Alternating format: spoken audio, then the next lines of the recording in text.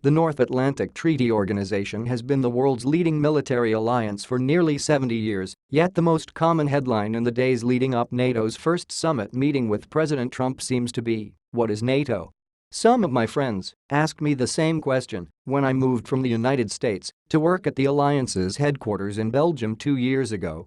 And Trump's comments earlier this year implied this question when he called NATO obsolete. After all, if we do not know what NATO is, can't we assume what it does must not be very important?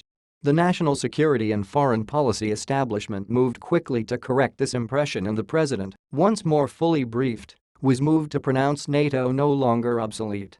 The administration's focus now on encouraging the European allies to increase defense spending to the agreed target of 2% of gross domestic product is consistent with nearly every U.S. administration's policy since Eisenhower, who, incidentally, served as NATO's first Supreme Allied Commander Europe in the early 1950s. The Trump administration's call for NATO to do more to fight terrorism is also consistent with the policies of the Obama and George W. Bush administrations. Many allies and institutional leaders in NATO support this agenda also. But the chief danger to the transatlantic alliance is not that it will fail to do enough, but that what it can do remains so thoroughly unknown. NATO should see as a warning the result of the Brexit referendum in the UK, after which "what is the European Union?" became a trending Google search among British citizens who had just voted to leave it.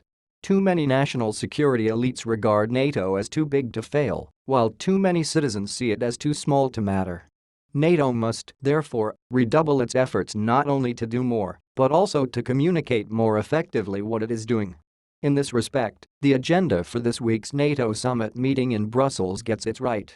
Whatever the 28 heads of state and government agree of substance, and they've already agreed to an ambitious long-term agenda at a summit in Warsaw less than a year ago, the most important moments of this week's meeting are likely to be photo ops meant to inform and generate debate among leaders and citizens about what NATO is and does. German Chancellor Angela Merkel unveiled a portion of the Berlin Wall at NATO headquarters, intending to demonstrate the role of the alliance in striving to make Germany and Europe whole and free during the Cold War and thereafter. The United States can be rightly proud of its leading contributions to this achievement.